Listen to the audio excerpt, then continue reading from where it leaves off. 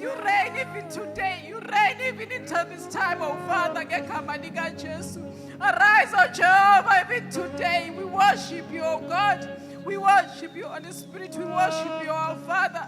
You live, Holy Spirit, from eternity to eternity. Even now we are here in our midst, oh God, in the mighty name of Jesus Christ of Nazareth. You've said in your word, when two or more are gathered in your word, you shall be in our midst, oh God. Have your will, oh God, even until this time. Have your will, oh God, in our hearts. Have your will, oh God, in everything that you are going to do even today. Father, we worship you. The word says that your cherubim and the seraphim, oh Father, they worship you day and night, oh God. They say, you're holy, you're holy, you're holy. Nathi sisho njalo Nkosi ekuseni. Sithi ufanele Nkosi ivumo, ufanele Nkosi kubongwa, ufanele Nkosi kuduswa. uNkulunkulu namuhla lohleke esikhaleni sakho sebukhosi. Heaven indeed is your throne, oh God. Umhlaba Nkosi usinyathelo setinyaweni takho. Mnini mandla wonke namhla ekuseni. Sithi babefile ngcwele bayethe. Sithi bayethe, sithi bayethe. Sithi bayethe, sithi bayethe. Uyafanelwa Nkulunkulu efile ngcwele kubongwa. Uyafanelwa Nkosi kuvunyiswa. Uyafanelwa Nkosi kuphakanyiswa. Nakulesikhathi mnini mandla wonke sisho njalo njengebantwana bakho that we worship you. We worship you. We worship you. We worship you. We worship you. We worship you.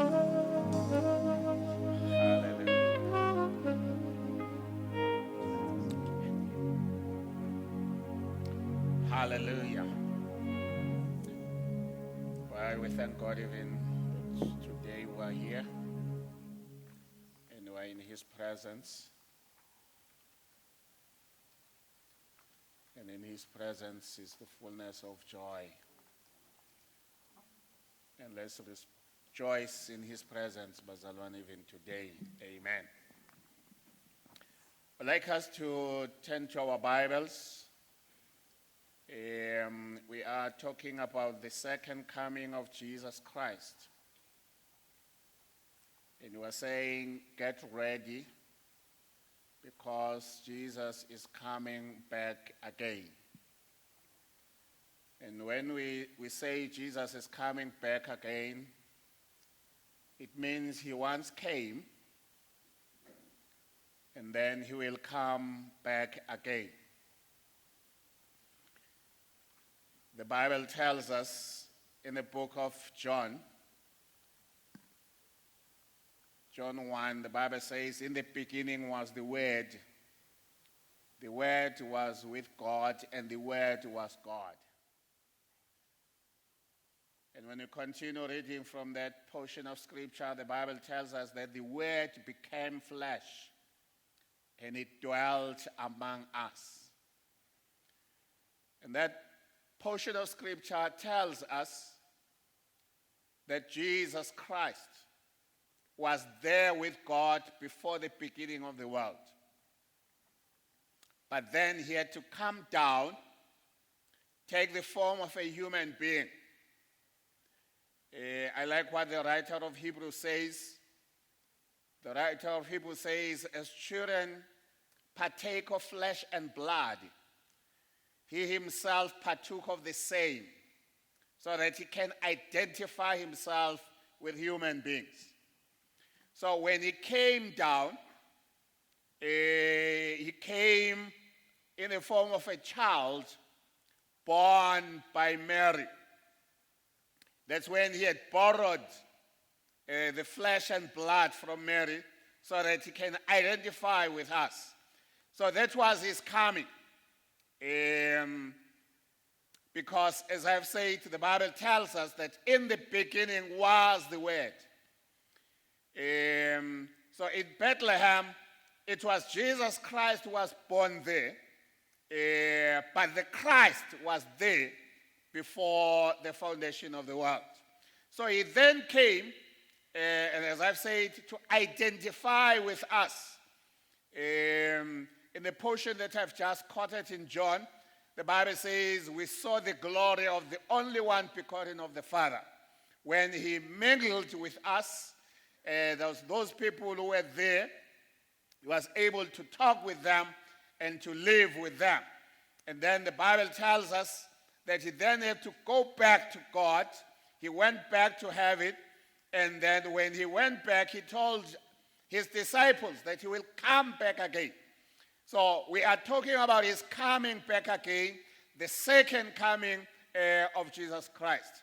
I know that it's a long lesson that we might not have time to go into all the details about it, but we'll just give an overview of what is going to happen when we are waiting for his coming back again.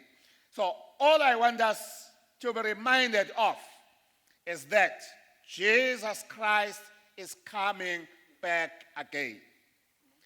This is one of the lessons that as a church we have sort of forgotten to remind ourselves about these days. Maybe there are so many other lessons that we are talking about, other topics that we are talking about, but let me say, let us be reminded that Jesus Christ is coming back again. In other words, let's be reminded we are not here for long. We are not here forever. We are not here until eternity, but we are here for a short time. I don't want to go into the eschatological debates, but all I'm trying to say, we are soon going to leave this world and be with the Lord. And so Jesus, when he comes, he wants us to find us ready for his coming. I'd like us to turn to our Bibles, even this time, in Hebrews, the 10th chapter, and let's read from verse number 35 through verse number 39, which is the last verse of that chapter. Hebrews chapter 10, 35 through verse 39. Hebrews 10, starting from verses 35 to 39. So don't lose your confidence. It will bring you a great reward. You need endurance so that after you have done what God wants you to do, you can receive what he has promised. Yet the one who is coming will come soon. He will not delay. The person who has God's approval will live by faith. But if he turns back, I will not be pleased with him.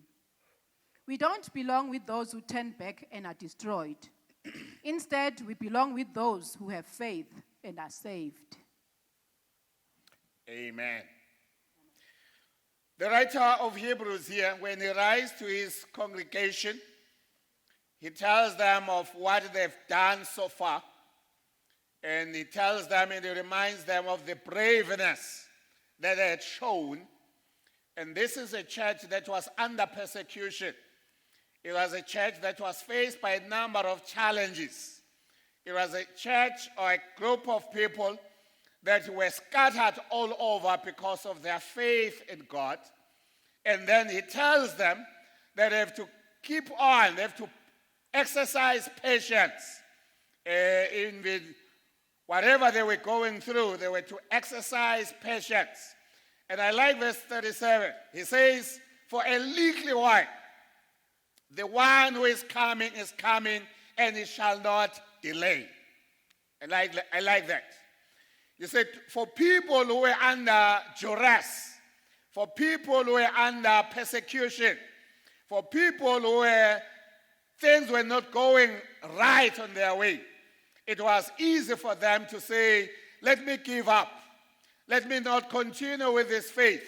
Let me not continue with being a Christian. But then he tells them, he encourages them to say, the one who is coming and will not delay. You see, when you are waiting for something, and that something you want it to come as soon as it can, and you want it to come now and now, and if it takes some time, you still start to doubt if that thing is really coming. But then he tells them, and he says, the one who is coming, and it shall not delay. And let me remind you, brethren, Jesus Christ is not delayed. His coming is not delayed. And maybe we shall say, and the Bible tells us that when he left, he told his disciples, I'm going to prepare a place, and I will come back to take you, so that where I am, you will also be there. And the disciples, and even the apostles and the early church, they thought that Jesus was coming during their time. And even today, as a church, let's bear it in mind that Jesus is coming at our time. As when is he coming? Actually, he's coming, we don't know. But all we know is that Jesus Christ is coming back again. And Jesus Christ will not delay. He shall indeed come back again. And so let's not get weary. Let's not get tangled up by the things of this world, by what is going on in this world, because the one who is coming, and he will not delay. And as I'm saying, let us be reminded of that. And because we know that he's coming, let's put everything together. Let's put everything in order. Let's put our house in order.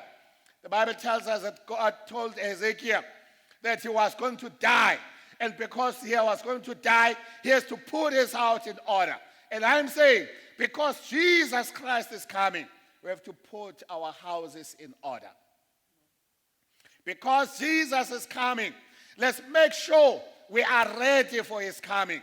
Let's make sure nothing hinders us. Nothing takes our attention. We don't look at other things and we forget that Jesus Christ is coming. You see, sometimes the way we live, the way we do things as if we are going to be here forever. You look at some people, and the way they do things, they do them as if they are going to be here forever. And let me remind you, Jesus is coming, and we are going to leave this world. Jesus tells a story of a farmer who had a lot of grain. He had a bumper harvest. And the Bible tells us that this farmer said to his soul, my soul, we have got a lot of food. Sit down and relax because we've got a lot of food. And this farmer was thinking that he will be here for a long period of time. And the bumper harvest that he had was going to take him whatever time that he was going to live. But the Bible says, on that very same night, God came to him and he said to him, "Fool, your soul is required today." That very same night. And he says, your soul is being required, because he told his soul that he has a lot of food to eat. And he thought his soul was going to be fed by grains. His soul was going to be fed by the harvest that he had got from his fields. Yet his soul needed to be fed with the word of God. And God said to him, "You are a fool." And I don't want you to be called a fool. So be ready, because Jesus Christ is coming. And as I've said, this man thought he was going to live for some time. And then because he was going to live some time, he can relax. There is no time for relaxation in this world. Get your things ready, because Jesus can come at any time. Be ready for his coming. And as I've said, before Jesus left, when we read in John chapter 14, he tells his disciples that I'm going to prepare a place for you. And when I've prepared that place, I will then come back and take you to be where I am. Jesus is coming. Jesus promised. And the Bible tells us that his words, his promises, though they might be many, but they're all amen to him. And all are to the glory of God. Whatever he has said, he will make it a point that it comes to fruition. It comes to pass. So, because he promised his disciples, and as I've said in John 14, verse number 3, he says, I will then come back and take you to be where I am. So Jesus is coming. And because Jesus is coming, let's be ready for his coming, because he can come at any time. When you continue reading the Word of God tells us that when Jesus was taken, when he ascended into heaven, as they were looking at him being taken up, the Bible says, two men appeared to them, and he said to them, "Why are you gazing up, looking at Jesus as being taken? The same Jesus that is being taken to you, he will come again in the same manner." So this Jesus is coming back. God had to tell his angels to go down to those people who were looking at Jesus being taken. And he says, as you see him being taken, he will come back in the same manner. So Jesus Christ is coming back again. So when he comes back again, he wants to find you, he wants to find me ready for his coming, because he's coming for his church. Amen. So I like us to read this portion of scripture in 2 Peter. 2 Peter chapter 3, let's read verse 3 and verse number 4. 2 Peter chapter 3, verses 3 and verses 4. 2 Peter chapter 3, verses 3 and 4. First, you must understand this. In the last days, people who follow their own desires will appear. These disrespectful people will ridicule God's promise by saying, "What's happened to his promise to return? Ever since our ancestors died, everything continues as it did from the beginning of the world." Amen. Peter here is telling the church, and he says in the last days, he says, first you must understand this. I like that. We have to understand. It's very important to have an understanding. He says in the last days, some people will come and make fun of God's promise of coming back again. And they say, since our forefathers died, they told us that Jesus is coming, but he has not yet come. But even then, the Bible says, he is coming back again. He will not delay. So whatever people are saying, you say, sometimes you find people are saying, we've heard this story of Jesus coming, but he has not come. Some people will find them talking about his coming, but he has not come. But let me tell you, Jesus is coming back again. He will come back again. And he can come back now. He can come back tomorrow. He can come back at any time. So don't be fooled by people who are saying Jesus is not coming back again. Jesus is coming back again. And he will come because he has promised that he will come back again. Amen. So all we have to do is that we must get ready for his coming, because when he comes, the Bible tells us, in fact, Jesus, he talks about the 10 virgins who were waiting for the coming of the bridegroom in Matthew 25. And the Bible says, all the 10 virgins, they took their lamps and they waited for the coming of the bridegroom. But the bridegroom, the Bible says, he delayed coming. But at midnight, the bridegroom came. And it was announced that the bridegroom has come. And let them come in with the bridegroom. And the Bible says they started lighting their lamps. The 5 with oil, their lamps were getting light, and they were able to go in. And the other 5 who did not have oil, they started begging those who had oil to say, can you give us some? But they said, no, it cannot be enough for all of us. Go to those who are selling to buy for yourselves. And the Bible says, as they went to buy, the bridegroom went in with those who were ready, and the door was closed. And the Bible tells us, those after having bought the oil, they then came back to say, please open for us. But it was said, it is too late. So I am saying, when Jesus comes, he wants to find you ready. Because if you are not ready, you will go and say, let me be opened, open for me. But it will be too late for you to be opened. It is now time to get ready so that when it comes, you are not left behind. So when it comes, you are able to go with him. And the coming that you are referring to here now is the rapture. The rapture that the Bible tells us that the trumpet will sound and those who are dead in Christ will be raised first. And those who are still be alive will be changed. And the Bible says we'll then meet the Lord on the air. And will be with him forever and ever. And that is the rapture that we are talking about. And of course there will be that other second coming when he comes and he establishes his eternal kingdom. But that's what I'm not going to dwell in for now. But I am saying the rapture that you are waiting for, you must be ready for it. All the signs are saying the end of the world is coming is come. Anytime Jesus can come to fetch his church. Jesus can come to take his bride to be with him. So all we have to do is to make sure that we are ready all the time. Amen. Amen. I'd like us to read from John.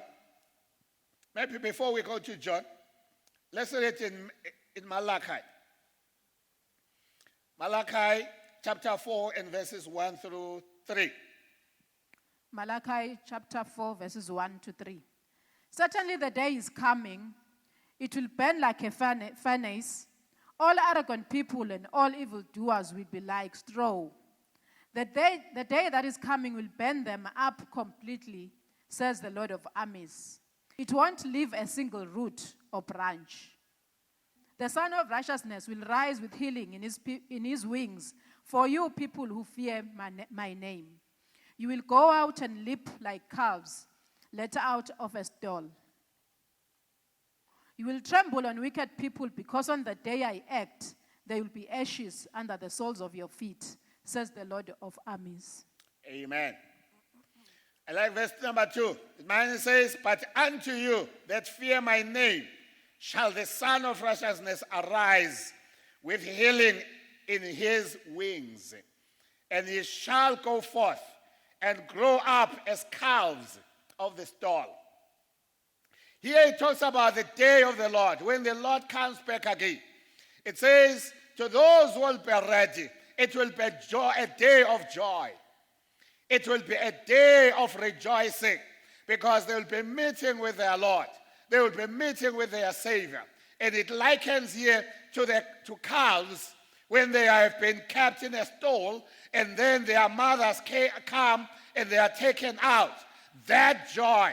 It says, for those who are righteous, it will be a day of joy.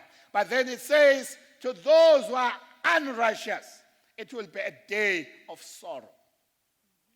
And the Bible says that day they will be scorched and they will be burnt like ashes. In other words, there will be a terrible time. When Jesus comes, the coming of Jesus is good news to those who are believing in him. Because when he comes, they will go with him, they will rejoice with him. But it's bad news for those who are not believers. And that's why I'm saying to you, you can still come in. You can still associate yourself with Christ. You can still say, Lord Jesus, I want to be ready for your coming.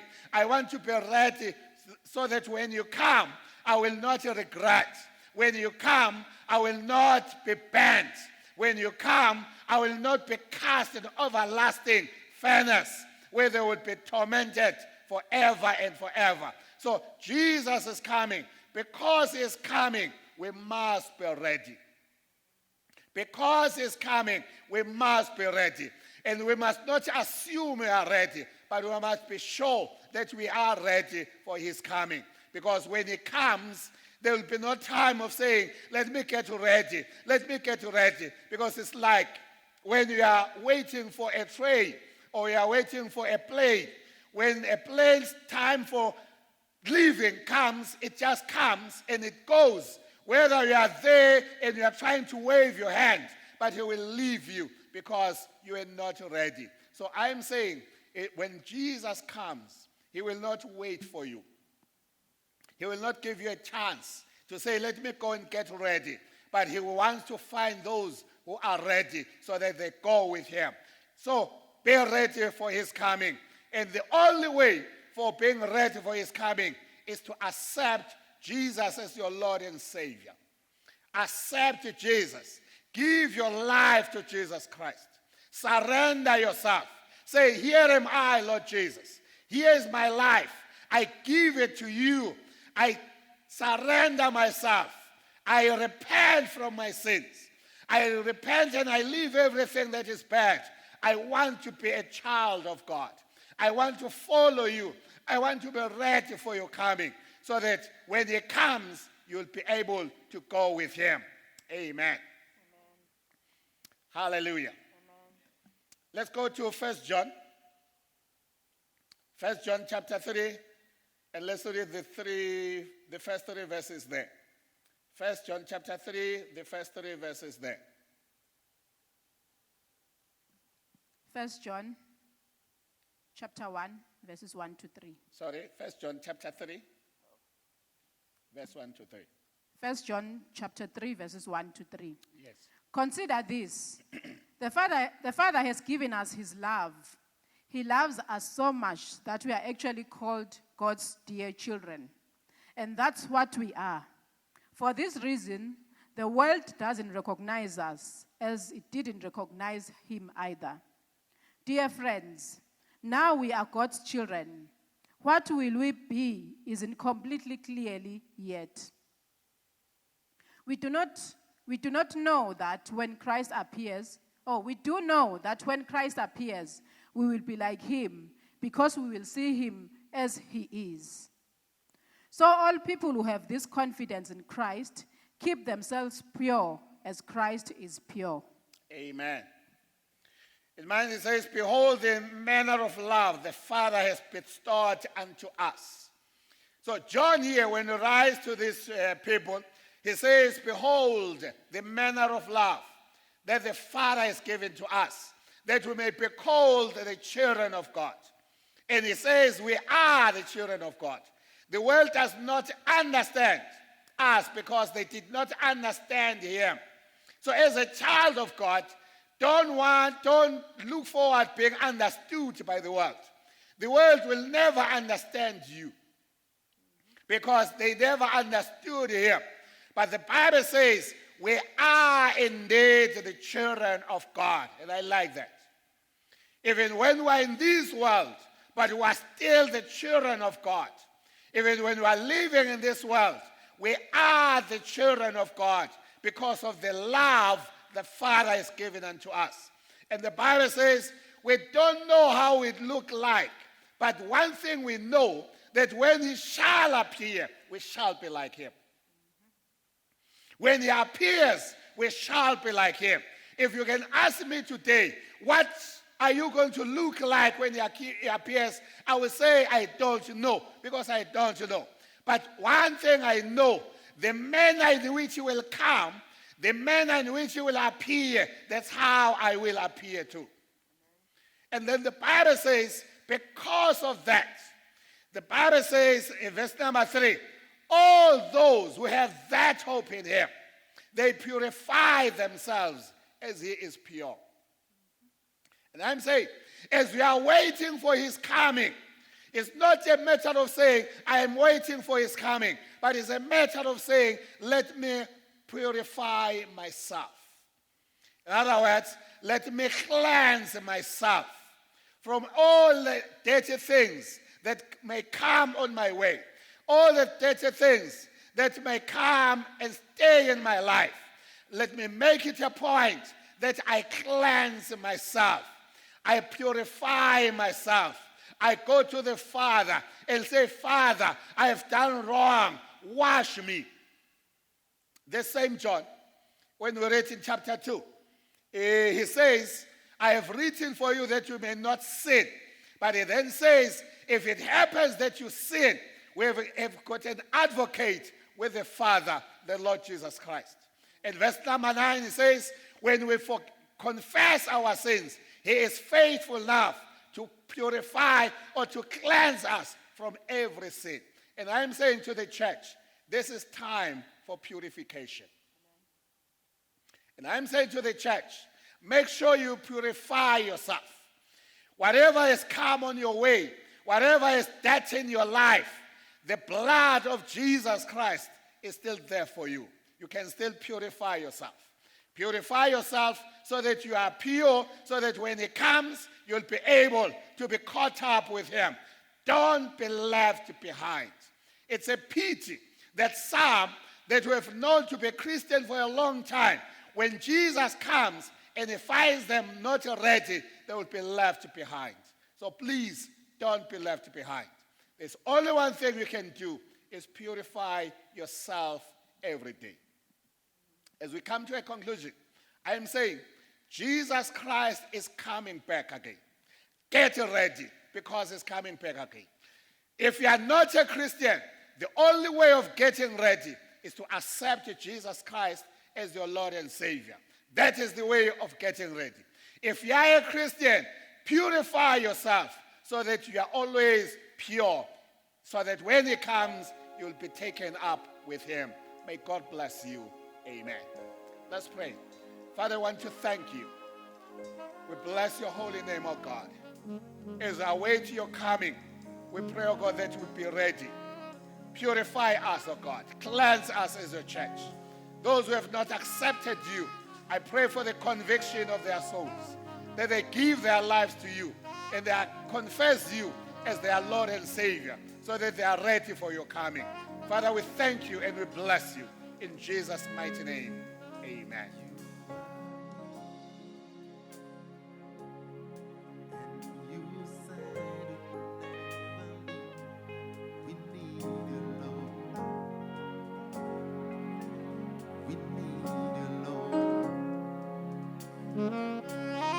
You